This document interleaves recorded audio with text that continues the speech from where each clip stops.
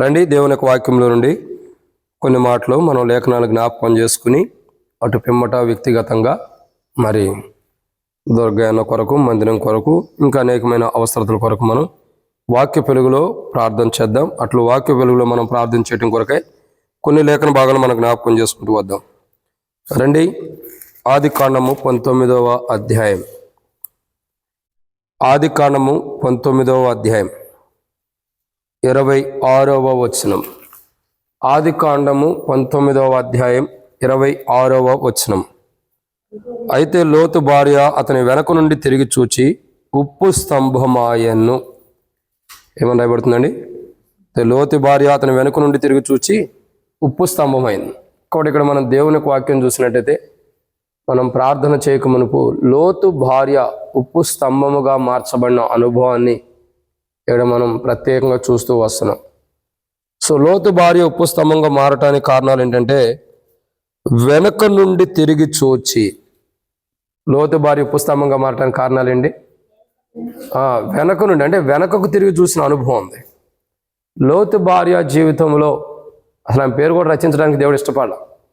ఎందుకంటే ఆమె దేవుని మాటకి విరోధంగా చేస్తూ వచ్చింది. వెనక్కి తిరిగిపోకుండా చూడకోకుండా మీరు వెళ్ళమని దేవుని మాటలు చెబితే వెనక్కి తిరిగినటువంటి అనుభవం ఆమె జీవితంలో ఉంది. కాబట్టి ఆమె జీవితం ఏం జరుగుతూ వచ్చిందంటే కొద్దిగా నష్టానికి సమీపంగా వచ్చేసింది, చివరికి పూర్తిగా నష్టపోయింది. ఇక మనకు గమనించాల్సినటువంటి కోణం ఏంటంటే, ఈ మొదటి కోణాన్ని ఇక్కడ చూసినట్టయితే ప్రియులారా, లేఖన భాగాలు సెలవిస్తూ వస్తున్నాయి. ఏంటంటే లోతు భార్య వెనక నుండి తిరిగి చూచి ఉప్పు స్తంభం అయిపోయింది. వెనక్కి తిరగటం ఆమె జీవితంలో నష్టం జరిగిపోయింది. ఈరోజు మన జీవితంలో మనం విశ్వాస క్రైస్తవ యాత్రా జీవితంలో ముందరికి వెళ్తున్నప్పుడు ఎప్పుడైతే మనం వెనక్కి తిరిగి చూసుకుంటామో అప్పుడు మనంతా మనం తెచ్చుకున్నట్లే. పౌలు అంటాడు, నేను వెనుకున్నవి పరిచి ముందున్న వాటి కొరకు ఏం చేస్తున్నాడు? వేగిరపడుచున్నాడు అంటున్నాడు. అంటే వెనకున్నే మర్చిపోవాలి. ప్రభు వాక్యం అదే చెప్పింది, నాగట మీద చేయబెట్టి వెనక్కి తిరిగిన వాడు పరలోకానికి పాత్రుడు కాడంట. అంటే అర్థం ఏంటి? వాక్యం అంతా కూడా బైబిల్ సారాంశం ఏంటంటే మనం గమనించాల్సిన ఈ కోణంలో మనకు ముందు చూపే ఉండాలి, కానీ వెనక ఆలోచన మనకు ఉండకూడదు. అసలు వెనక ఏం జరుగుతుంది అన్నది మనం పట్టించుకోకూడదు. మన దృష్టి అంతా ఎక్కడ ఉండాలా? ముందుల వైపు, అంటే మనం వెళ్ళాల్సిన గమ్యం వైపు ఉండాలి, కానీ మనం దాటొచ్చిన గమ్యం గురించి ఆలోచించకూడదు.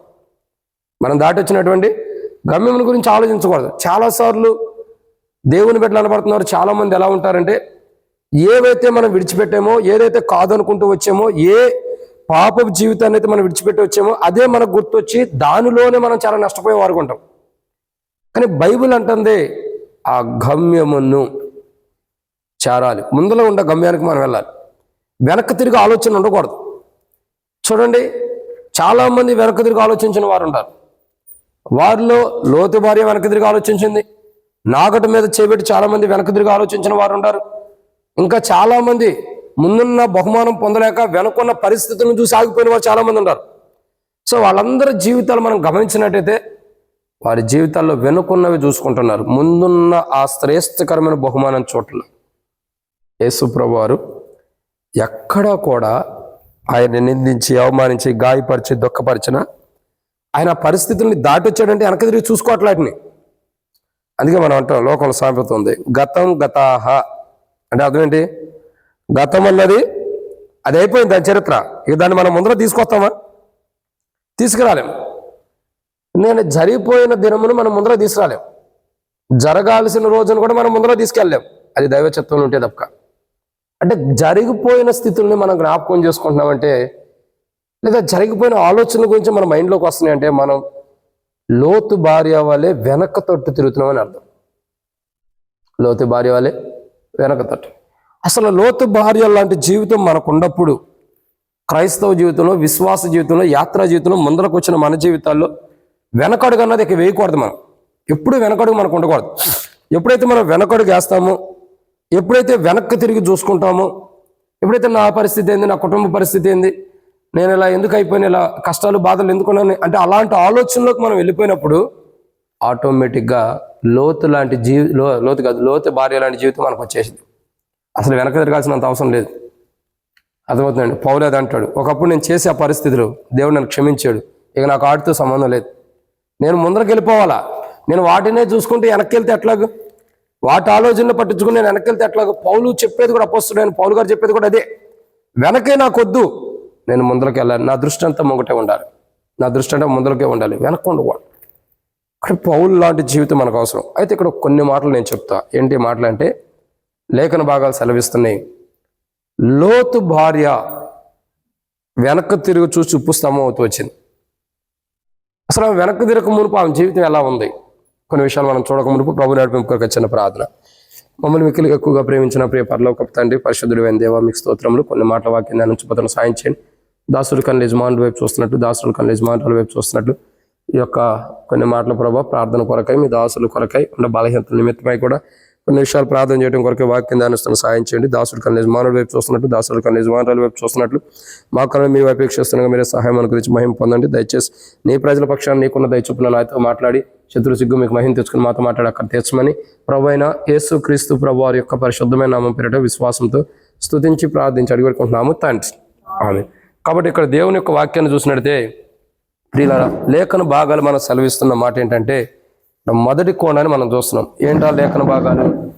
లేఖన భాగాలు ఏమని సెలవిస్తున్నాయంటే, లోతు భార్య వెనక తట్టు తిరిగినటువంటి అనుభవాన్ని చూస్తున్నాం. ఎవరిని? లోతు భార్య. సో లోతు భార్య వెనక తట్టు తిరగటం ద్వారా ఏం జరుగుతుంది? ఉప్పు స్తంభం అయినటువంటి అనుభవాన్ని మనం చూస్తున్నాం. ఏమవుతుంది? ఉప్పు స్తంభం. సరే, ఆమె ఉప్పు స్తంభంగా అవ్వకముందు ఆమె కానీ ఆమె కుటుంబ జీవితం ఎలా ఉందో తెలుసా? రండి, ఆదికాండం 19వ అధ్యాయం. దేవుడు వారి ఎడల చేసిన కార్యాలని కూడా చెప్పొచ్చు. లోతు భార్య ఉప్పు స్తంభం కాకమునుపు తన ఎడల దేవుడు జరిగించిన కార్యాలు ఏంటి అని అంటే, మొదటి కోణం 19వ అధ్యాయం ఆదికాండం 15వ వచనం. తెల్లవారినప్పుడు ఆ దూతలు లోతును త్వరపెట్టి, లెమ్ము, ఈ ఊరి దోష శిక్షలో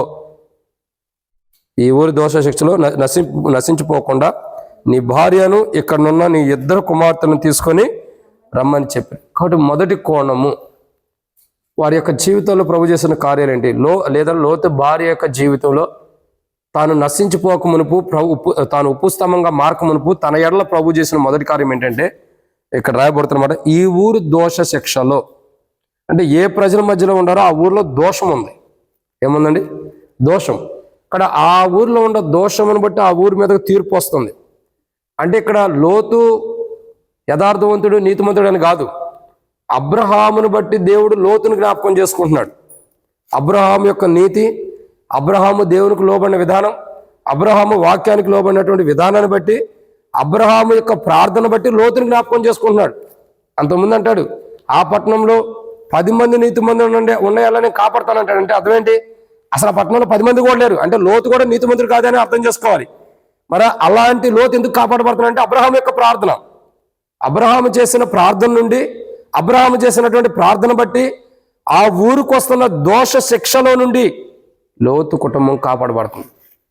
ఏమవుతుందండి? కాపాడబడుతుంది.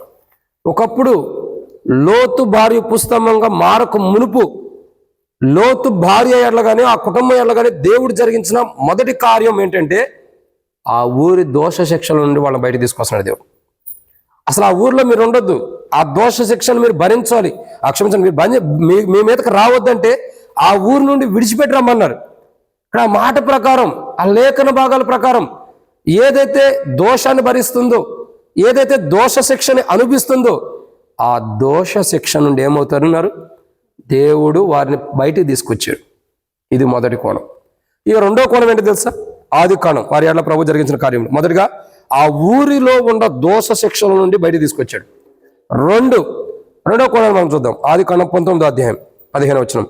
తెల్లవారినప్పుడు ఆ దూతలు లోతును త్వరపెట్టి, లెమ్ము, ఈ ఊరు దోష శిక్షలో నశించిపోకుండా నీ భార్యను ఇక్కడనున్న నీ 2 కుమార్తెలను తీసుకొని రమ్మని చెప్పారు.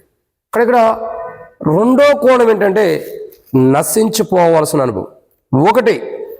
ఒకప్పుడు ఆ ఊర్లో ఉన్న ప్రజలతో పాటు ఆ ఊర్లో ఉన్న దోష శిక్షలో లోతు యొక్క భార్య, వారి కుటుంబం కూడా ఆ దోష శిక్షను అనుభవించవలసిన వారు.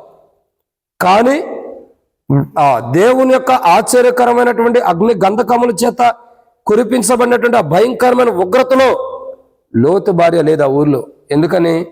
దేవుడు ఆ శిక్షలో నుండి ఇలా బయట తీసుకొచ్చాడు. రెండోదిగా చూసినట్టయితే నశించిపోకుండా శిక్ష నుండి తప్పించబడుతున్నారు. ఆ ఊరి నశించిపోయినట్లు లోతు భార్య కూడా నశించిపోకూడదని దేవుడు లోతు భార్యను కూడా బయటికి తీసుకొచ్చాడు. ఏం చేశాడండి? బయటికి తీసుకొచ్చాడు. ఆ ఊర్లో నుండి, ఆ ఊర్లో జరుగుతున్నటువంటి భయంకరమైన స్థితిని బట్టి ఆ ఊరు నశించిపోతుంది కాబట్టి ఆ నశించిపోతున్నటువంటి స్థితిగతుల నుండి దేవుడు బయటికి తీసుకొచ్చాడు. ఒకటి కనబడుతుంది కదా, దోష శిక్షలో ఉన్నవా మనము ఆ దోష శిక్ష నుండి ప్రభు యేసు ప్రభువారు కలువరిశిలో ప్రాణం పెట్టి చనిపోయి తిరిగి లేవటం ద్వారా ఆ దోష శిక్ష నుండి తప్పించబడి బయటికి తీసుకురాబడ్డాం. రెండు, నశించిపోవాల్సిన మనము యేసు ప్రభువారు కలువరిశిలో మన కొరకే ప్రాణం పెట్టి చనిపోయి తిరిగి లేచడం ద్వారా నశించవలసిన మనం ఆ నశించిపోవాల్సిన స్థితి నుండి, నాశనం అవ్వాల్సిన స్థితి నుండి బయటికి తీసుకురాబడుతూ వచ్చాం. ఇక మూడో కోణం ఏంటంటే ఆదికాండం 19వ అధ్యాయం. ఆదికాండం 19వ అధ్యాయం ఇంకేం చేయబడుతూ వచ్చామంటే చూడండి, ఆదికాండం 19వ అధ్యాయం 16వ వచనం. అతడు తడువు చేశాను, అప్పుడు అతని మీద యెహోవా కనికరపడటం వలన ఆ మనుషులు అతని చేతిని, అతని భార్య చేతిని, అతని ఇద్దరు కుమార్తెల చేతులను పట్టుకొని వెలుపలకు తీసుకుని వచ్చి ఆ ఊరి బయట ఉంచిరి. ఇక్కడ మూడో కోణం ఏంటంటే, మొదటిగా ఆ ఊర్లో ఉన్నటువంటి దోష శిక్ష లోతు భార్య మీద రాకుండా దేవుడు తీసుకొచ్చిన అనుభవం చూస్తున్నాం. రెండు, నశించిపోవలసినామని నశించిపోకుండా వెలుపల తీసుకొచ్చాడు. మూడో కోణం ఏంటంటే ఇక్కడ రాయబడుతున్న మాట, వెలుపలకు తీసుకొచ్చి ఊరి బయట నుంచాడంట. మూడో కోణం ఏంటంటే వెలుపలకు తీసుకురావడం అంటే ఆ ప్రజల నుంచి ప్రత్యేకించబడుతున్నారు. ఏ ప్రజలైతే దేవుని యొక్క దోష శిక్షను భరించాలో, ఏ ప్రజలైతే దేవుని ఉగ్రతను బట్టి నశించిపోవాలో ఆ ప్రజల్లో ఉండకోకుండా ఆ ప్రజల్లో నుండి వెలుపలకు తీసుకొచ్చేసాడు. మీరు ఆ ప్రజల్లో ఉండొద్దు, ఆ ప్రజల్లో, ఆ సమూహంలో, ఆ జనం మధ్య, ఆ మనుషుల మధ్య మీరుంటే మీకు నష్టం జరుగుతుందని, మీకు కీడు రాబోతుంది కాబట్టి, మీరు నశించిపోబోతున్నారు కాబట్టి ఆ ప్రజల్లో నుంచి మీరు బయటికి రావాలని లోతు కుటుంబం తడువు చేసినా దేవుడైతే వెలుపడ తీసుకొచ్చాడు. ఆ ప్రజల మధ్యలో మీరు వద్దు, ఆ జనం మధ్యలో మీరు వద్దు, వారి మధ్యలో మీరు నివసించవద్దు, వారి దగ్గర మీరు నివసిస్తే మీకు నష్టం జరగబోతుంది కాబట్టి మీరు వద్దని చెప్పని ఎంత లోతు తడువు చేసినా దేవుడు బయట తీసుకొచ్చాడు. లోతు తడువు చేయడానికి కారణం ఏంటి చెప్పండి? లోతు ఎందుకు తడువు చేస్తూ వచ్చాడు తెలుసా ఎవరికైనా? చాలా కోణాలు ఉండే లోతు తడువు చేసింది. దాంట్లో కోణం ఏంటి తెలుసా? అబ్రహాము లోతుని పిలిచి అంటాడు, అయ్యా అబ్రహాము కాపర్లకి, లోతు కాపర్లకి గొడవ జరిగినప్పుడు అబ్రహాం అంటాడు, ఇదిగో నీ ఎదుట శ్రేష్టకరమైనది కనపడుతుంది, ఇంకోటి కనపరచవచ్చు. నువ్వు ఎక్కడుంటే నేను అటు వెళ్తా, నువ్వు అటు వెళ్తే నేను ఎక్కడ ఉంటా.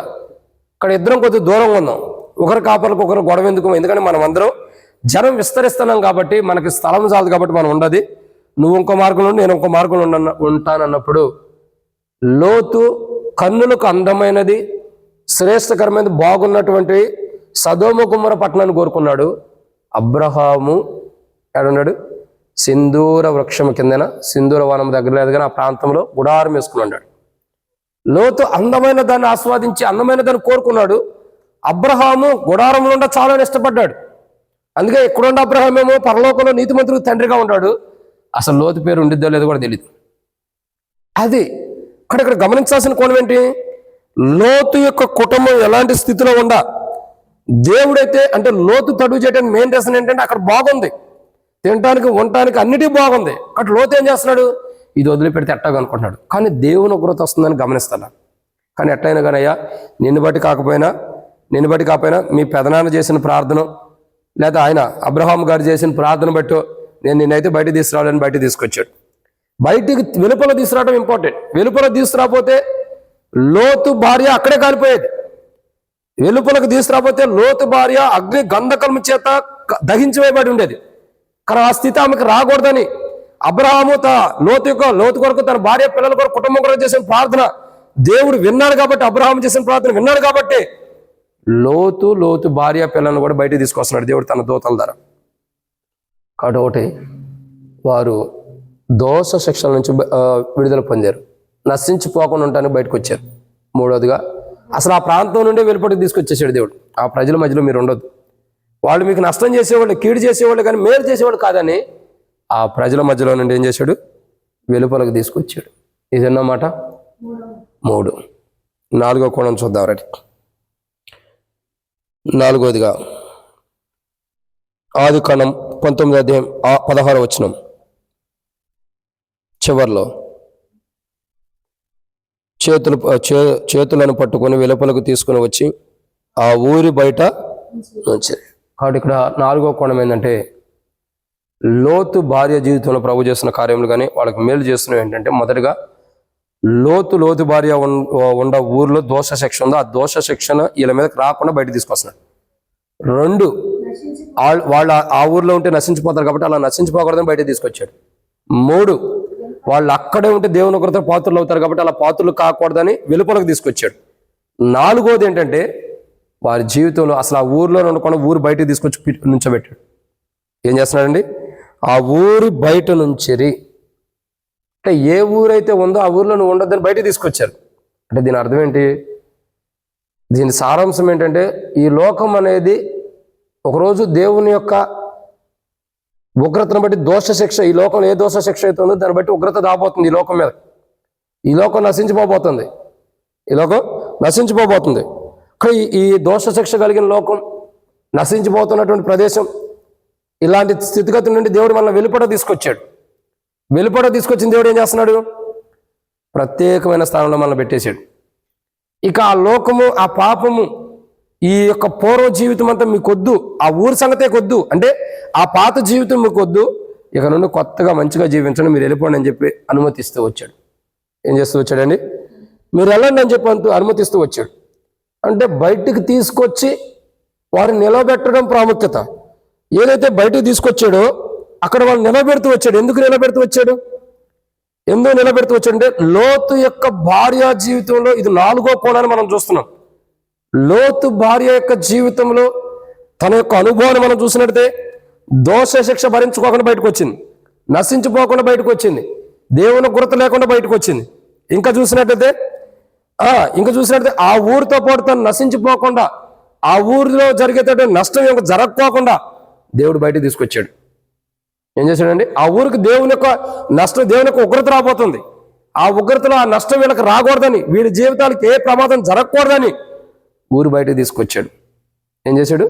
ఊరు వెలుపడికి. ఆ ఊరి మీదకి చాలా నష్టం, చాలా ప్రమాదం వస్తుంది కాబట్టి ఆ ప్రమాదంలో, ఆ భయంకరమైన ప్రమాదకరమైన స్థితిలో లోతు భార్య కానీ లోతు కానీ ఉండకూడదని దేవుడు బయటకు తీసుకొచ్చాడు. ప్రమాదకరమైన పరిస్థితుల నుండి, 1 దోష శిక్ష నుండి, 2 నశించిపోవాల్సిన పరిస్థితి నుండి, 3 దేవుని ఉగ్రత నుండి, 4 ప్రమాదకరమైన పరిస్థితి నుండి ఆ ఊర్లో నుండి బయటకు తీసుకొచ్చాడు దేవుడు. ఆ ఊర్లో ఉంటే ప్రమాదం. 5వది చూసినట్టయితే ఆదికాండం 19వ అధ్యాయం 17వ వచనం. ఆ దూతలు వారిని వెలుపలకు తీసుకుని వచ్చిన తర్వాత ఆయన నీ ప్రాణమును దక్కించుకున్నట్లు పారిపోమ్ము, నీ వెనకకు చూడకము, ఈ మైదానంలో ఎక్కడూ నిలవక నీవు నశించిపోకుండా ఆ పర్వతమునకు పారిపోమ్మని చెప్పగా, లోతు ప్రభు అలాగూ కాదు, ఇదిగో నీ కటాక్షం నీ దాసుని మీదకి వచ్చిన్నది, నా ప్రాణం రక్షించడం వలన నీవు నా ఎడల కనపరిచిన నీ కృపను కనపరిచితివి, నేను ఆ పర్వతంలోకి తప్పించుకొని పోలేను, ఈ కీడు నాకు సంభవించి చచ్చిపోతునేమో, ఇదిగో పారిపోటకు ఈ ఊరి సమీపంలో ఉన్నది, అది చిన్నది, నేను అక్కడికి పోయి తప్పించుకొని పోనిమ్మని, అది చిన్నది అని చెప్పి ఏం చేశాడు? చిన్నది కదా, నేను బ్రతుకుదని చెప్పినప్పుడు సరే అన్నాడు. అంటే ఇక్కడ 5వ కోణం ఏంటంటే వారి జీవితంలో కీడు, ఏదైతే కీడు రాబోతుందో ఆ కీడు నుండి వారి ప్రాణాన్ని రక్షించుకోవడానికి దేవుడు అవకాశం ఇచ్చాడు. సదోమ గొమొర్రా పట్టణము వారు దోష శిక్షను భరించబోతున్నారు, వారు నశించిపోబోతున్నారు. తర్వాత వాళ్ళు ఏం చేయబోతున్నారండి? 3వదిగా 1 దోష శిక్షను భరిస్తున్నారు, 2 నశించిపోతున్నారు, 3 దేవుని ఉగ్రతని పొందుకుంటున్నారు వాళ్ళు, 4వదిగా ఊరు బయటకంటే అర్థం ఏంటి? ప్రమాదకరమైన పరిస్థితి నుండి బయట తీసుకొచ్చాడు. సరిగ్గా రాసుకోవాలి, నామోహంగా చూడటం కాదు.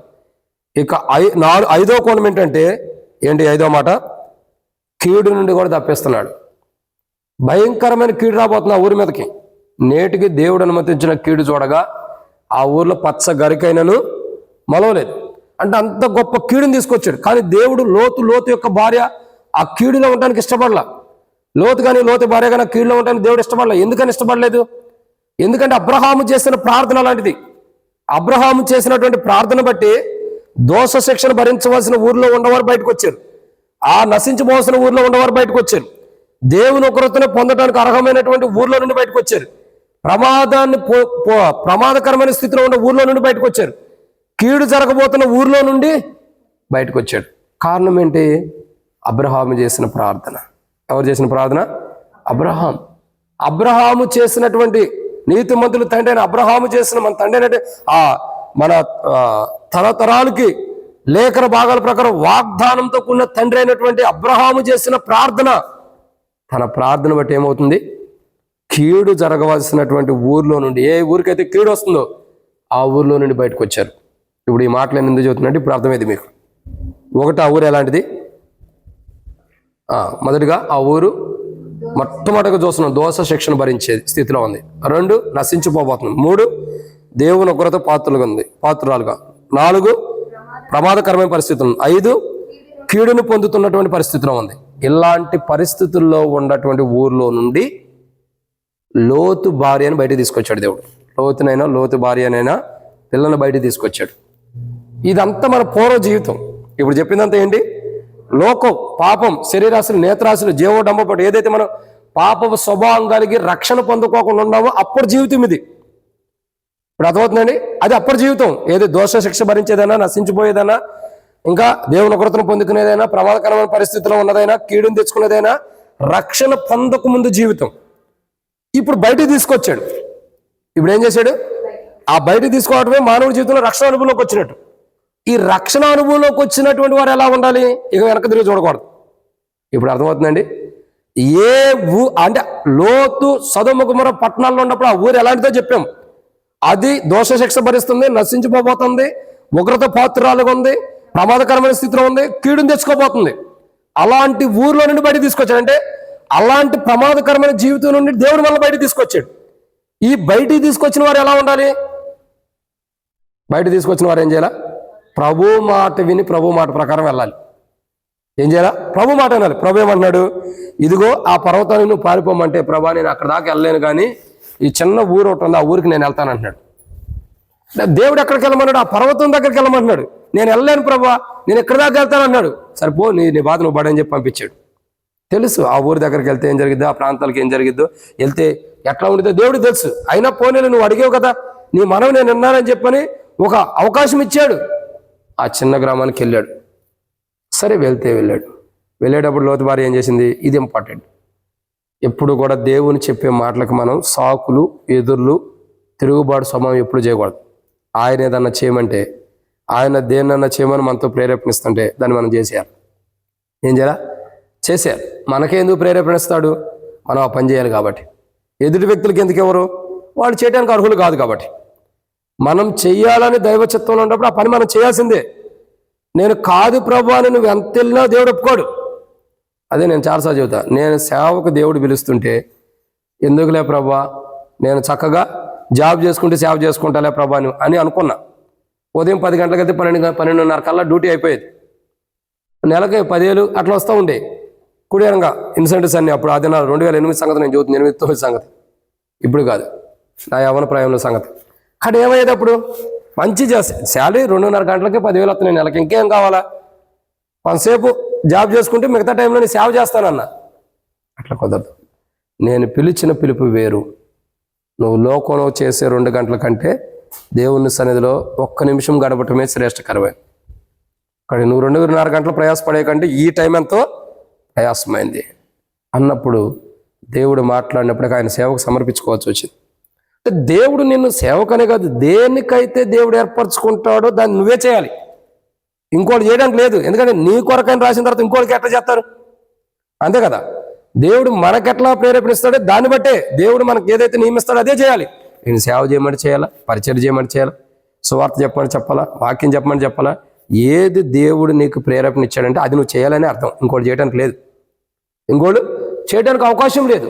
దేవుడు నీకు ఇచ్చిన దాన్ని నువ్వు పోగొట్టుకుంటే ఇంకా చాలా కష్టమైపోయింది. ఇప్పుడు లోతు భార్య పరిస్థితి ఏంటి తెలుసా?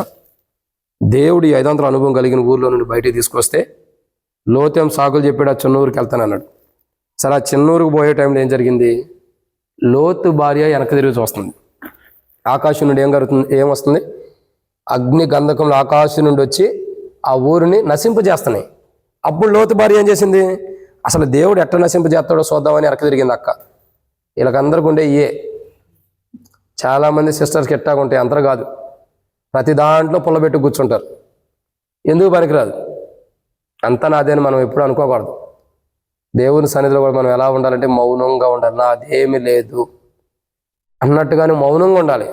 చాలామంది మందిరాల్లో కొట్లాట్లు గొడవలు ఆడేవాళ్ళు ఉంటారు. చాలామంది ఏం చేస్తారు, రకరకాల పొజిషన్ కలిగిన వాళ్ళు ఉంటారు. అని మనం జాగ్రత్తగా ఉండాలి. లోతు భార్య ఏం చేస్తుంది? చెప్పిన మాట అనుకోకుండా వెనక తిరిగింది. అసలు దేవుడు ఏం చేస్తాడో చూద్దాం. ఎట్ట ఉగ్రతతో ఆ ఊరిని పాడు చేస్తున్నాడు. అసలు దేవుడు చెప్పింది నిజమా కాదా అని వెనక తిరిగి చూసింది. దేవుడు ఎప్పుడైనా అబద్ధం చెబుతాడా? నేను అనుకుంటున్నా ఆమె నిజమా కాదా, అసలు ఏం జరిగిద్దని వెనక తిరిగి చూసింది. అది చూడటంతోనే ఉప్పు స్తంభంగా మారిపోయింది. ఈ వాక్యం యొక్క సారాంశం ఏంటంటే, మనల్ని ఎలాంటి భయంకరమైనటువంటి ఆ సొదొమ గొమొర్రా పట్టణం ఎలా ఉందో అలాంటి ఆ ఊరు నుండి లోతు భార్య అని లోతుని ఎలా బయటకు తీసుకొచ్చాడో అలాంటి లోకం నుండి దేవుడు మనల్ని బయటకు తీసుకొచ్చాడు. ఆ బయటికి తీసుకొచ్చిన దేవుడు నువ్వు వెనక్కి తిరిగి చూడొద్దు, ముందరికి వెళ్ళిపోమంటున్నాడు. మనం లోతు భార్య వలె పరిస్థితులను బట్టి కానీ, సమస్యలను బట్టి కానీ, బాధలను బట్టి కానీ జరిగిపోయిన వాటిని మనసుకు తెచ్చుకుని వాటి వైపు మనం చూస్తూ ఉంటే ఒకరోజు ఉప్పు స్తంభంలాగా మారిపోతాం. ఎలా అయిపోతాం? ప్రభు ఏం చెప్పాడు? దాని నుండి బయటికి తీసుకొచ్చాను కదా, దాన్ని నువ్వు ఒకసారి జ్ఞాపకం చేసుకుంటూ ఉండి నీ జీవితాంతం మొత్తం దాన్ని జ్ఞాపకం చేసుకోమన్నాడు. ఆ సొదొమ గొమొర్రా పట్టణాల గురించి బయటికి తీసుకొచ్చాక మీరు వెనక తిరిగి చూడదు, మీరు వెళ్ళిపోండి అన్నాడు. ఇప్పుడు లోతు భార్య ఏం చేయాలా? భర్త ముందరికి వెళ్తున్నాడు కాబట్టి భర్తతో పాటు వెళ్తే తన పిల్లలు కూడా పాపం చేసేవాడు కాదు. ఏమో ముందరికి వెళ్ళపోవటం ద్వారా తన పిల్లలు పాపంలో పడిపోవడానికి కూడా ఏమో కారుకురాలయ్యింది. చెప్పాల్సిన అంశం ఏంటంటే, మన జీవితంలో ఎప్పుడూ కూడా వెనక్కి తిరిగి మనం చూడకూడదు. కష్టాలు వస్తాయి, బాధలు వస్తాయి, శ్రమలు వస్తాయి, అవమానాలు వస్తాయి, నిందలు వస్తాయి, అనారోగ్యాలు వస్తాయి, శ్రమలు వస్తాయి. మనం ఏం చేయాలా? ఇది వచ్చిందా, దీన్నే ఉందా ప్రభా నువ్వు చూసుకుంటామని ముందరికి వెళ్ళిపోవాలి, ప్రార్థన చేసుకుంటాం. వాటినే చూస్తూ వెనక్కి వెళ్ళకూడదు. మనం అంటే వచ్చే పరిస్థితుల్ని, జరుగుతున్న పరిస్థితిని మనం చూసుకుంటూ వాటిలోనే నిమగ్నమైపోయి వాటినే మనం చూస్తూ ఉంటే ముందరికి వెళ్ళాం. లోతు భార్య లాగానే అక్కడే ఉండిపోతాం. ఉప్పు స్తంభం అంటే ఏంది? ఇక అది కదలలేదని అర్థం. స్తంభం కదిలిద్దా? నడుచుకుంటూ వెళ్ళిద్దా? వెళ్ళదు. అంటే అర్థం ఏంటి? మనం పరిస్థితుల్ని వెనక్కి తిరిగి వాటిని జరిగిన వాటిని చూసుకుంటామంటే ఇక ముందరికి వెళ్ళాం. ఓ శిలాపథకంలాగా ఆడే ఉండిపోతాం. ఇక మనం అంటే ఆ పరిస్థితులనే పట్టుకుని ఉంటాం. వద్దు. ఈరోజు మన జీవితాలు ఏంటంటే లోతు భార్య వలె ఉండకూడదు. కష్టాలు వస్తాయి, బాధలు వస్తాయి, అనారోగ్యం వస్తాయి, శ్రమలు వస్తాయి. అట్లా అని చెప్పి ప్రతిదీ నష్టానికో కీడు అని మనం అనుకోకూడదు. కీడు నుండే కదా బయటకు తీసుకొచ్చేది దేవుడు. మనకు ఎవరు కీడు చేయాలనుకున్నా ఆ కీడు నుండే కదా దేవుడు బయటకు తీసుకొచ్చేది. దేవుడే సొదొమ గొమొర్రా పట్టణాలపైన దేవుని ఉగ్రత తీసుకురావాలనుకున్నప్పుడు ఆ ఉగ్రతలు ఈ ప్రజలు ఉండకూడదనేగా బయటకు తీసుకొచ్చింది. లేకపోతే మనలో ఆ ఉగ్రతలు పడేసేవాడు కదా. సొదొమ గొమొర్రా పట్టణస్తుల్ని మనలైనా ఇప్పుడు పాపంలో ఉంటే మనలైనా అదే కదా ఈ లోకంలో ఉంటే. కానీ దేవుడు బయటకు తీసుకొచ్చిన ప్రణాళిక ఏంటి? అది నీకు వద్దు. ఇక దాని గురించి ఆలోచించదు. అందుకే యెషయా గ్రంథంలో ఒక మాట ఉంటుంది, నీ పాపములు నీ అపరాధములు నాకు చూపించుము, జ్ఞాపకం చేయము, వాటిని ఏం చేసుకుంటానన్నాడు. ఏం చేస్తాడు తెలుసా? నా వీపు వెనకాల వేసుకుంటానన్నాడు. నా వీపు వెనకాల వేసుకుంటానన్నాడు. అంటే మనం ఏం చేయాలా? మన పాపములు, మన అపరాధములు దేవుని దగ్గరకు చెప్పుకోవాలి. ఏమైనా తప్పులు ఉంటే అప్పుడు ఆయన ఏం చేస్తాడు? ఆయన వీపు వెనకాల వేసుకుంటాడు. ఇక అవన్నీ కూడా ఇక అవి మరలా కనబడటానికి కనబడేటట్టు చేయడానికి ఆయన ఇష్టపడ్డాం. ఏం చేయాలండి? కనబడటానికైనా ఇష్టపడ్డా. అవన్నీ మరలా బయటకు తీసుకొచ్చి ఇష్టపడ్డాం. మనమే జరిగిపోయిన జీవితాన్ని మరలా గుర్తు తెచ్చుకుని నష్టపోతాం. మనశ్శాంతి లేక లోపల కృంగిపోతాం మానసికంగా. కానీ మనం ఎప్పుడూ కూడా మనం ఏం చేయాలా? ఎప్పుడూ కూడా ఏం చేయాలా? జరిగిపోయిన వాటిని గుర్తు తెచ్చుకోకూడదు. నాకు నిన్న అనారోగ్యం వచ్చింది, నిన్న సరిదైంది, నిన్న తలనొప్పి వచ్చింది, నిన్న కాళ్ళు నొప్పులు వచ్చినాయంటే వాళ్ళు కూడా వస్తాయి. నిన్న వచ్చినాయని ఆలోచిస్తుంటే వాళ్ళు వస్తాయి. నిన్న కాళ్ళు నొప్పులు వచ్చినాయి, ఈరోజు నాకు దేవుడు ఆరోగ్యాన్ని ఇచ్చాడని ముందరికి వెళ్ళిపోతూ ఉంటే అవి పోతూ ఉంటాయి. అంటే ఏదైనా సరే, ఒక ఎగ్జాంపుల్ చెబుతున్నావు, అదేనా కాదు, ఏదైనా నిన్నటిది నిన్నే. ఈరోజు దేవుడు ఆరోగ్యాన్ని ఇచ్చాడంటే ఈరోజు కొత్త జీవితం. ఇక ఆ నిన్నటితో పోయింది, ఇక ఈరోజు కొత్త అనుభవం. కాబట్టి మనం గమనించాల్సిన కోణం ఇదే. ఏంటి ఆ జీవితం? గతించిపోయినాయి ఇంకా వాటిని మరలా జ్ఞాపకం చేసుకోవద్దు. జ్ఞాపకము చేసుకోవద్దు. ఒక మాట చదవండి. ఒక మాట చూసినట్టు యెషయా గ్రంథం 43వ అధ్యాయం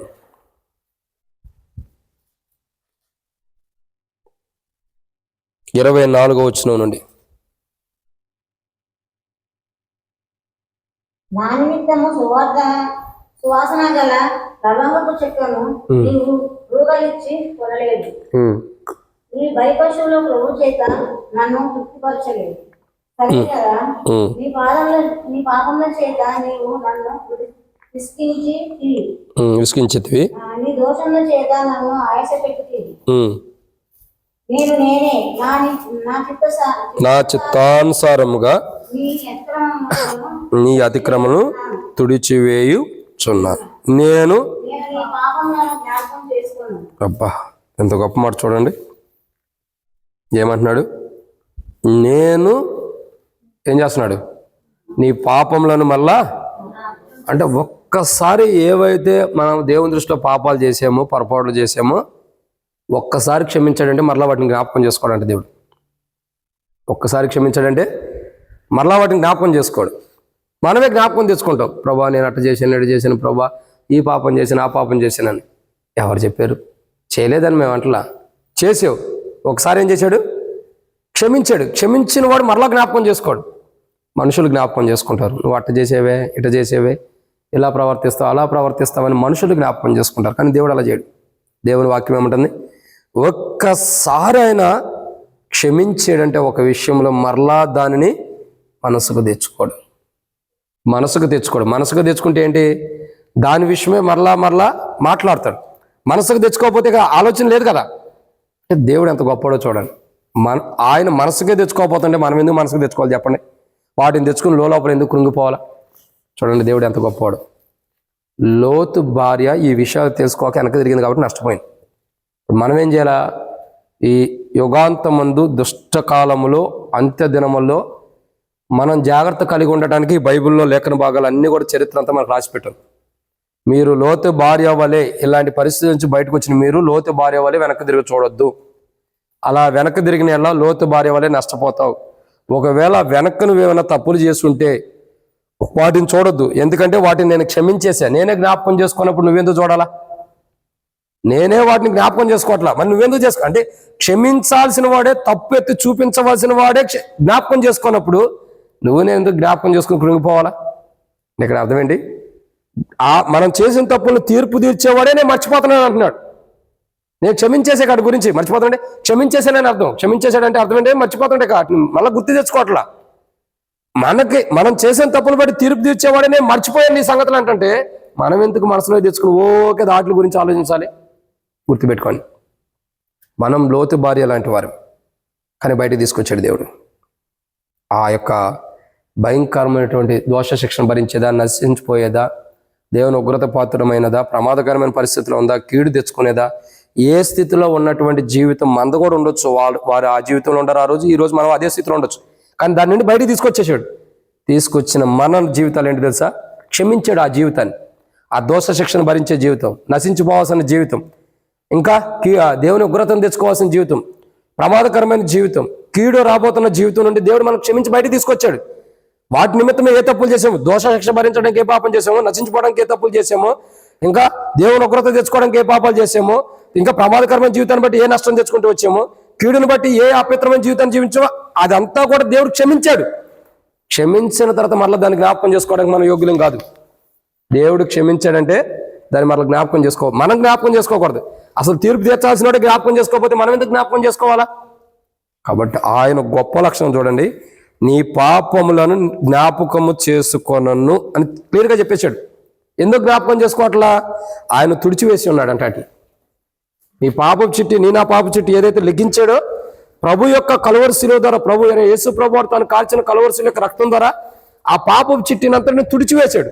తుడిచేసిన వాడు ఇంకా జ్ఞాపకం చేసుకోవట్లా. మళ్ళీ ఏం చేయట్లా?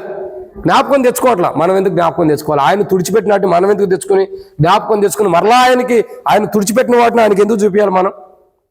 ఆయన మర్చిపోయాడు, ఆయన విడిచిపెట్టేశాడు. మనం ఎందుకు వాటిని జ్ఞాపకం చేసుకోవాలి మరలా? లేఖన భాగాలు ఉంటున్నాయి కదా. అంటున్నాయి ఏంటి? మనము ఆ సదోమ గొమొర పట్టణం లాంటి జీవితంలో మనల్ని బయట తీసుకొచ్చాడు, క్షమించేశాడు, జ్ఞాపకం చేసుకోవట్ల మరలా మన పాపాన్ని క్షమించాడు, వాటిని విడిచిపెట్టేశాడు, వాటిని వదిలిచ్చేసాడు. మనకు ఆ జీవితం అంటే ఆయన క్షమించాడు, మన జీవితం మార్చాడు, ఆయన క్షమించాడు, మనల్ని పవిత్రులుగా చేశాడు. కానీ గుర్తుపెట్టుకోవట్లే ఆయన. గుర్తుపెట్టుకోకుండా ఏం చేస్తున్నాడు, ఇక్కడి నుంచి నువ్వు మంచి మార్గంలో నడువని వదిలిపెట్టేశాడు. కానీ లోతు భార్య ఏం చేసింది, మంచి మార్గంలో వెళ్ళాల్సిన ఆమె వెనక్కి తిరిగింది. ఇదే మన జీవితాల్లో నష్టం. నష్టానికి మెయిన్ రీజన్ ఇదే. దేవుడు ఆ స్థితి నుండి బయటకు తీసుకొచ్చి ఆ స్థితి రావడానికి గల నీ కారణం ఏంటో నీ జీవితాన్ని క్షమించేసి, ఆ తప్పులు ఏవైతే పొరపాటు పాపంలో అవి క్షమించి, ఆ ఉగ్రతలు 500 అనుభవం కలిగిన ఉగ్రత రావడానికి గల ఆ యొక్క పరిస్థితులు, ఆ జీవితాన్ని ఏదైతే జీవించి ఆ ఉగ్రత తెచ్చుకోవడానికి ఆ జీవితాన్ని క్షమించి బయటకు తీసుకొచ్చాడు. మరలా వాటిని జ్ఞాపకం చేసుకోవట్లా. ఇప్పుడు మనం ఏం చేయాలా, నడుచుకుంటూ ముందరకు వెళ్ళాలా. కానీ లోతు భార్య ఏం చేసింది, అదే చేసిన తప్పు. ఒక్కసారి మన క్రైస్తవ జీవితంలో ముందరకు వెళ్ళాల్సిన వాళ్ళు వెనక తిరుగుతున్నామంటే లోతు భార్య వల్ల నష్టం తెచ్చుకోబోతున్నాం. అయినా ప్రేమ కలిగిన దేవుడు ఆ నష్టం మనం తెచ్చుకోకూడదని బైబిల్లో ఈ మాటలు లిఖించి మీరు జాగ్రత్త పడినని మనకు బుద్ధి చెబుతున్నాడు. అంత్య దినముల్లో ఇప్పుడు మనం ఏం చేయాలా, ఇక వెనకది అసలు జ్ఞాపకం చేసుకోవద్దు. ఏమని, నేను ఈ తప్పు చేశాను, ఈ పాపం చేశాను, నేను ఇలా కీడు చేశాను, నేను ఇలా నష్టం చేశాను, ఇక వద్దు. దాని నుండి బయటకు తీసుకొచ్చాడు. అది గుర్తుపెట్టుకోండి. అసలు ఆ చేసిన తప్పంతా క్షమించేసాడు. ఆయన జ్ఞాపకం తెచ్చుకోవట్లా. మనం ఎందుకు దాన్ని జ్ఞాపకం తెచ్చుకుని లోపల కృంగిపోవాలా? దాన్ని విడిచిపెట్టి, ప్రభా నిజమే కదా, నన్ను బయటికి తీసుకొచ్చావు, సరే ఇప్పుడు కూడా నేను చేసిన తప్పులు ఏంటో నీ రక్తం ద్వారా కడిగి పరిశుద్ధపరిచా, ఆ యొక్క పాపాలన్నీ కూడా తుడిచిపెట్టేసావు. ఇక వాటిని జ్ఞాపకం చేసుకోవట్లా. ఈ రోజు నుండి నేను కూడా జ్ఞాపకం చేసుకోవాలి. ఈ రోజు నుండి నా దృష్టి ఏంటి, ముందరికి వెళ్తాం.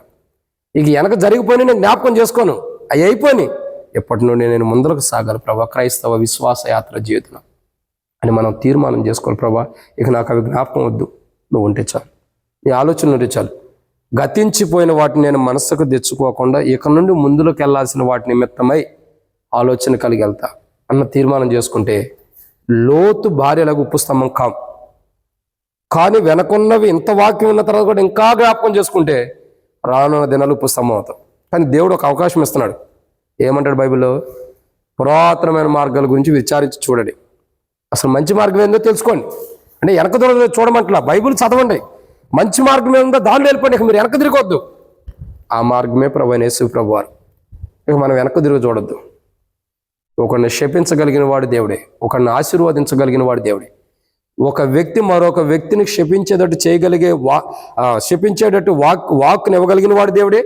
ఆ శపించేవాడు నోటి నుండి వచ్చే మాటలు ఆశీర్వాదకరంగా మార్చగలిగిన వాడు. అన్ని సమస్తం దేవుడే అన్నప్పుడు మనం ఎందుకు బాధపడాలా? తప్పు చేసాం ప్రభు, ఈ తప్పు చేసామని ఒప్పుకోవడం, దాని నుండి విడుదల పొందడం అంతే. అతిక్రమం దాచిపెట్టేవాడు వర్ధిల్లడు, మనం దాచిపెడితే వర్ధిల్లం. కానీ వాటిని ఒప్పుకున్నప్పుడు ఇక్కడ దాని గురించి అవసరంలా, క్షమించేసాడు. మరలా జ్ఞాపకం చేసుకోడు. ఆయన జ్ఞాపకం చేసుకోగనప్పుడు ప్రతి బలహీనత నుండి కానీ అనారోగ్యం కానీ, నేను చాలాసార్లు ఇదే అనుకున్నాను, అయ్యో నేను ఇలా అయిపోయాను, ఇలా అనారోగ్యం, ఇలా కళ్ళు తిరుగుతూ వస్తాయా, మళ్ళీ కళ్ళు తిరుగుతాయేమో, మళ్ళీ గ్యాస్ వచ్చేదేమో, ఎట్లా ఆలోచించేవాడిని. ఎంతకాలం ఆలోచిస్తాం? ఎట్లా ఆలోచించి మానసికంగా కృంగిపోవడం తప్ప ఏముండదు అక్కడ. అందుకే మనం ఏం చేయాలా, మర్చిపోతాం. అసలు ఆ జీవితమే నాకు వద్దు, అయిపోయింది, నిన్న జీవితం నాది కాదు, రేపు ఉండదే నాది, ఈ రోజుదే నాది. అట్ట మనం ముందరకెళ్ళి మనం చేయాల్సిన పనులేంటి, దేవుని కొరకు ఏం చేయాలా, మన కుటుంబం కొరకు ఏం చేయాలా, మనం చేయాల్సిన పనులేంటి, అవి దృష్టిలో పెట్టుకుని ఏ రోజుకి మనం ఏం చేయాలో ముందరికి వెళ్ళాలి. దాన్నే చదువుకునేవారు, ఎడ్యుకేషన్ పర్సన్స్ ఏమంటారంటే డైరీ రాసుకోవటం అంటారు. ఏమంటారు? డైరీ ఎందుకు రాసుకుంటారు? కొన్ని జరిగిపోయిన దాంట్లో రాసుకుంటారు. నేను ఇలా జీవించాను, ఈ రోజంతా ఇలా ఉండాను. దాన్ని చదువుకుని ఏం చేస్తాడు, రేపు ఇలా ఉండకూడదు, ఇంకా కొత్త అనుభవం ఉండాలి. కొంతమంది ప్రీ ప్లాన్తో ఉంటారు, భవిష్యత్తులో నేను ఎలా చేయాలి, అది గోల్ అంటారు. డైరీ రాసుకోవటం వేరు, మళ్ళా గోల్ వేరు. గోల్ కలిగిన వాళ్ళు ఏంటి, తన గురిని ముందరే కలిగి ఉంటాడు. నేను ఎలా వెళ్ళాలి, ఈ పని చేయాలి, నా కుటుంబం కొరకు ఇది చేయాలి, నా ఆత్మీయ జీవితం కొరకు ఇలా చేయాలి, నా విశ్వాస జీవితం కొరకు ఇలా చేయాలి, నేను ఇలాంటి మార్గంలో నడవాలి. అది గోల్ మానవుడికి. జరిగిపోయిన వాటిని రాసుకునేది డైరీ, జరగాల్సిన వాటిని గుర్తు తెచ్చుకునేది గోల్. అది ముందరకెళ్ళాలి. నేను ఇప్పుడు ఏం చేయాలి, మనకి జరిగిపోయిన స్థితిగతిని రాసుకున్నామో అయిపోయింది. ఏ రోజు దారేది, జరగాల్సిందేంటి గోల్. రేపు ఉదయాన్నే లేవాలా, దేవుని చిత్తం అయితే దేవుడు నాకు ఆరోగ్యం ఇస్తే రేపు ఉదయాన్నే లేవాలా, ప్రార్థనకి వెళ్ళాలా, 10 గంటల మందిరంలో కూర్చోవాలి, వాక్యం వినాలా, ప్రార్థన చేసుకోవాలా, తర్వాత ఇంటికి రావాలా, నాకున్న పనులు నేను చేసుకోవాలి. అంటే ఏదో గోల్ పెట్టుకోవాలి, దాని నుండి తొలగిపోకూడదు. ఇక మనం ఒక ఆశ కలిగి ఉన్నప్పుడు, ఇప్పుడు ఒక వ్యక్తి కలెక్టర్ అవ్వాలనుకున్నాడంటే ఎన్నిసార్లు ఎగ్జామ్లో ఫెయిల్ అయినా కానీ చదువుతూనే ఉంటాడు. ఎందుకు? దాన్ని సంపాదించుకోవడానికి. దాన్ని పొందుకోవడానికి ఎంత తన వయసు ఉన్నంత వరకు ఆ ఎలిజిబిలిటీ, ఇదిగో కలెక్టర్ నువ్వు అవ్వటానికి ఇంతవరకే వయసు లిమిట్ అంటారు కదా, ఆ వయసు వచ్చేంత వరకు కూడా చదువుతానే ఉంటాడు. ఎందుకని అతను గోల్ కలెక్టర్ అవ్వాలి. చివరికి కొడతాడు ఖచ్చితంగా ఏదో టైంలో దేవుని చిత్తం ఉంటే. అట్లాగే మనం కూడా ఏంటి, ఒక ఆలోచన గురి ఉండాలి. ఇక వెనకే చూడకూడదు. నేను ఇచ్చేసాను, నేను వచ్చేసాను, అవును చేయలేదని ఎవరు అన్నారు? దేవుడు వాటిని క్షమించేశాడు కూడా. నువ్వు ఇంకా జ్ఞాపకం చేసుకుంటున్నావు, దేవుడు ఎప్పుడో క్షమించేశాడు. ఆ జరిగిన రోజే, అన్న రోజే, ఆ సందర్భంలోనే ప్రభా నేను పాపిని అన్నప్పుడే దేవుడు క్షమించేశాడు. మరలా ఎందుకు మనం జ్ఞాపకం చేసుకోవాలా? వద్దు. ఇప్పుడు మనం ఏం చేయాలా? లోతు భార్య వలె వెనక్కి తిరగకోకుండా ఏం చేయాలి? ముందరికి వెళ్ళిపోవాలి. ప్రభా నువ్వు ఉండవు, రేపు పొద్దున్న నా పని ఏంటి? ఉదయాన్నే లెగవాలా, ప్రార్థన చేసుకోవాలా, మందిరంకి వెళ్ళాలా, ప్రార్థన చేసుకోవాలి, వాక్యం ప్రార్థన చేసుకోవాలా, సాయంత్రం ఇంటికి వెళ్ళిన తర్వాత కొంచెంసేపు ప్రార్థన చేసుకోవాలా, లేదా ఈ పని చేసుకోవాలి. అంతే. నాకు ఏ పని అప్పచెప్పా చేయటమే. దేవుడు సేవ అప్పచెబితే సేవ చేయి, డ్యూటీ అప్పచెబితే ఆ డ్యూటీ చేసుకో, ఇంటి బాధ్యతల పొలం వ్యవసాయం అప్పచెబితే అది చేసుకో, ఏది దేవుడు అప్పచెప్పాడు అది చేయి. అంటే అప్పుడు ఏమైంది? ఇక వెనకాడితో మనకు సంబంధం లేదు, ముందున్న వాటి కొరకు వెళ్ళాలి. ఒక మాట చెప్పి నేను ముగిస్తాను వెనక వాటి గురించి. ఇప్పుడు బండి మీద వెళ్తా వస్తాం, బండి మీద ఏం చేస్తాం? వెళుతూ వస్తాం. యాత్ర జీవితం బండి దొరుకుంటూ ముందరికి వెళ్తాం. ఈ వెనక నేను వెళ్ళొచ్చిన మార్గం, దాటొచ్చిన మార్గం ఎట్ట ఉందని వెనక తిరిగి చూస్తే ఏమైంది? కింద పడతాం కాదు, దానికంటే ముందర బండి పడిపోతే మనకి యాక్సిడెంట్ అయ్యి కాళ్ళు చేతులు మొత్తం కూడా డ్యామేజ్ అవుతాయి. గుర్తుపెట్టుకోండి, ఇదే సింపుల్ ట్రిక్. నువ్వు వెనక ఒక మార్గం నుండి దాటుకుంటూ ముందరకు వచ్చావు బండి మీద, మళ్ళీ వెనక తిరిగి చూస్తే వెనక దట్టుందని చూస్తే ముందర ఎవడో వస్తే కొడతాడు, బస్సు వాడు రావచ్చు, లారీ వాడు రావచ్చు, ఎవడో రాకపోతే మన దరిద్రం కొద్ది మనమే పడవచ్చు, ముందర గుంట ఉండొచ్చు, ఏదైనా స్పీడ్ బ్రేకర్ ఉండొచ్చు. అని మనం ఏం చేయాలా? దాటొచ్చిందని ఇంకా చూసుకుంటూ వస్తావా? మరి ఇప్పుడు ఎందుకు జీవితంలో జరిగిపోయిన వాటిని ఇంకా మనసుకు తెచ్చుకుని వెనక తిరిగి చూస్తున్నావు? అవద్దు. నీ ప్రయాణం జీవితంలో నువ్వు వాటిని దాటొచ్చావు, కానీ వాటిని చూసుకుంటున్నాం కాబట్టి కింద పడుతున్నావు. అవి చూడకోకుండా ఉంటే నీ దృష్టి ఎలా ఉంటుంది? బైక్ మీద వెళ్ళేటప్పుడు ముందర ఏం జరుగుతుంది, ఏ బండి వస్తుంది, ఏది వస్తుంది, నేను ఎలా తప్పుకోవాలో, ఏ ప్రమాదం నుండి ఎలా కాపాడబడాలనే ముందకు ఆలోచన ఉంటుంది. వెనక చూస్తే ముందోడు వచ్చి కొట్టేస్తాడు. ఇప్పుడు అదే జరుగుతుంది. మనం వెనక చూసాం కాబట్టి ముందర ప్రమాదంలో పడ్డాం. వెనక చూడకపోతే నీ గమ్యంలో నువ్వు చక్కగా వెళ్ళిపోతానే ఉండేవాడు. ఎవరు నేను అటగిస్తానికి కూడా అవకాశం ఉంటుంది. నీ మార్గంలో వెళ్తే ఎవడొచ్చి నేను నీ కీడు చేస్తాడు? కొంతమంది వస్తారు, తొంటరోళ్ళు పిల్లలు వస్తూ ఉంటారు. అవన్నీ మన జీవితంలోకి వచ్చే శ్రమలు, అట్లసి దేవుడు కాపాడతాడు. ఒకటే సింపుల్, నువ్వు దాటొచ్చిన మార్గాన్ని వెనక తిరిగి చూడదు, ముందలో నువ్వు వెళ్ళాల్సిన మార్గం చూడు. బండి మీద వెళ్ళేటప్పుడు వెనక జరిగే మార్గాన్ని చూసుకుంటే ప్రమాదం జరిగింది, ముందున్న దాన్ని చూసుకుంటే జరగాల్సిన ప్రమాదాన్ని తప్పించబడతాం. ముందున్న చూసుకుంటే జరగాల్సిన ప్రమాదం నుండి తప్పించబడతాం. వెనక చూస్తే ప్రమాదం జరిగింది, ముందరకు వెళ్తే జరగాల్సిన ప్రమాదం నుండి మనం కాపాడబడతాం. ఇప్పుడు మన జీవితం అదే. ప్రభు చెప్పిన కోణంలో లోతు భార్య 500 అనుభవం కలిగిన ఊరిలో నుండి బయటకు తీసుకొచ్చిన, ఎన్నో మేలు చేసి దేవుడు లోతు భార్యకి 500 అనుభవ పరిస్థితులు, అంటే దోష శిక్షణ భరించుకోకుండా, నశించిపోకుండా, దేవుని ఉగ్రత తన మీదకి రాకుండా, ప్రమాదం జరగకోకుండా, కీడు జరగకోకుండా తను బయటికి తీసుకొస్తే ఇంకా వెనక తిరిగి చూస్తుంది. ఇప్పుడు మన జీవితాలు ఏంది? అట్లా మనం వెనక తిరిగి చూడకూడదు. ఆమె చూసి ఉప్పు స్తంభమైంది. తనని దేవుడు ఏదైతే బయట తీసుకొచ్చాడో ఆ జీవితంలో నుండి జరిగిపోయిందని ముందరికి వెళ్ళా, వెనక తిరిగి చూసుకుంది. మనం కూడా దేవుడు క్షమించిన వాటిని వెనక తిరిగి చూసుకుంటే మనం గోతులోనే పడతాం. వద్దు ప్రభా నాకు అయిపోయింది, ఇప్పటి నుండి నా మనశ్శాంతిగా ఉండి నేను ఒకటే గురి, వెనక్కున్నాయి మర్చిపోతున్నా, వెనక తిరిగి చూస్తే నష్టపోతా, వెనకే నాకు వద్దు. ఏది జరిగినా, ప్రమాదాలు జరిగినాయి, కీడు జరిగినాయి, యాక్సిడెంట్ జరిగినాయి, అనారోగ్య పాలవని, ఏ నష్టం వచ్చినా ఆస్తులే పోని, ఇక వెనక తిరిగి చూడొద్దు. ముందర నాకేంటి, నేనేం చేయాలి, నేను ఎలా వెళ్ళాలి? ఆస్తి పోతే మళ్ళీ సంపాదించుకోలేవా? సంపాదించుకున్నా ఎవరైనా. అట్టని పోయిన దాని గురించి చూస్తూ ఉంటే నీకు నీ ఆరోగ్యం ఎక్కడ ఉండేది? అదే గురి, వెనకున్న మరవాలా, ముందున్న వాటి కొరకు ముందరికి వెళ్ళిపోవాలి. ఎంత ప్రమాదమైనా జరిగినాయి, ఇక నాకు వద్దు ప్రభా నువ్వు ఉంటే చాలని ముందరికి వెళ్ళిపోవాలి. మన గురి ముందరకుంటే వెనక జరిగినవి ఏవి కూడా మనకి కీడు చేయవు. బండి మీద వెళ్తాం, కుక్కలు మరుగుతూ ఉంటాయి, కుక్కలు మరుగుతున్నాయి అని చెప్పి వాటి వెనక చూస్తే ఏమైంది? ఏదో కుక్క వచ్చి మన బండి కింద పడింది, లేదా మనం కిందన్నా పడతాం వాటి వెనక చూస్తుంటే. మురిగితే నాకెందుకు, నా ప్రయాణంలో నేను వెళ్ళిపోవాలి, ముందరికి వెళ్తుంటే ఏమైనా జరిగిద్దా? అవి మురిగి పక్కన ఆగిపోతాయి కానీ నీకేం జరగవు. ఒకవేళ కొంత దూరం నీ బండి అమ్టే పడినా మధ్య కొంత దూరం కొంతసేపు అయినా అలసిపోయి ఆగిపోవడం తప్ప నీకేం జరగదు. ఇదే జీవితం సత్యం. ఏంటో తెలుసా?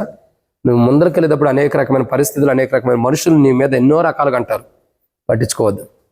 వాళ్ళు అనుకొని ముందరికి వెళ్ళిపోతే కొంతకాలానికి వాళ్ళకే అలుపు వచ్చి ఆగిపోతారు, విసుకొచ్చి. కానీ నీ ప్రయాణం ఒకటి కాగదు, సురక్షితంగా ఉంటావు. కాబట్టి లోతు భార్య వాళ్ళు వెనక్కి తిరుక్కోకుండా, అలాంటి పరిస్థితులు మనకు రాకుండా, మనల్ని ఏ స్థితి నుండి దేవుడు విడిపించాడో దానికి దేవునికి వందనాలు చెల్లించి ముందు ప్రభు ఏదైతే వెళ్ళమన్నాడో సాకులు చెప్పుకోకుండా ఆ మార్గంలో మనం వెళ్ళిపోతూ జరిగిపోయిన ప్రభు క్షమించిన వాటిని జ్ఞాపకం తెచ్చుకోకుండా జరగాల్సిన జీవితం కొరకై మనం ముందరకు వెళ్ళటం కొరకు ఏం చేయాలా? ప్రార్థన చేసుకోవాలి. అప్పుడు ఇక జ్ఞాపకం తెచ్చుకోవద్దు, ప్రభా నేను ఈ మాట ఆ మాట నన్ను ఈయన తిట్టాను ఆడ తిట్టాను, ఎన్నిసార్లు అడుగుతాం తిట్టామని. క్షమించేశాడు, అది ఒప్పుకోవడం క్షమించాడు. ఇక యొద్దు ప్రభా ఈ రోజు నుండి, ఈ రోజు ప్రార్థన ఒకటే, నేను నా పూర్వస్థితి నాకు వద్దిక, ఇప్పటి నుండి నేను ముందర జీవితానికి వెళ్ళాలి. ఇక అటు మర్చిపోతున్నాను. ఈ రోజు నుండి నేనేం చేయాలా, నేను ముందరకు ఎలా సాగాలి, ఎలా నడిపించబడాలి, అది నాకు నేర్పించు. ఎందుకంటే ఇప్పటివరకు వెనక్కి తిరిగి చూసి నేను పడిపోయిన స్థితులు చాలా ఉండే. ఇక నేను చూడను, నేను ముందరకు వెళ్ళాల్సిన మార్గాన్ని చూసుకుంటూ ముంగడికే నడుస్తా, ఇక వెనకే నాకొద్దు. అలా నడిపించు ప్రభా. నేను వెనకేం జరుగుతున్నా, పక్కన ఎంతమంది మురిగినా ఎంతమంది అరిచినా అవి పట్టించుకోకుండా, ఎంతమంది ఎన్ని నిందలేసినా ఎన్ని అవమానించినా ఇక అవి నాకొద్దు. నేను ముందరకే వెళ్ళే క్రైస్తవ జీవితం, ఇక ఏది చూడకోకుండా మనుషుల వైపు చూడకోకుండా ముందరకి వెళ్ళే క్రైస్తవ జీవితం నాకు. అప్పుడే మనం ఆ ప్రార్థన చేసుకున్నప్పుడు మనశ్శాంతి ఉండేది, నెమ్మది ఉండేది, ఏ కీళ్ళు జరగకుండా మనం ముందరికి వెళ్తాం.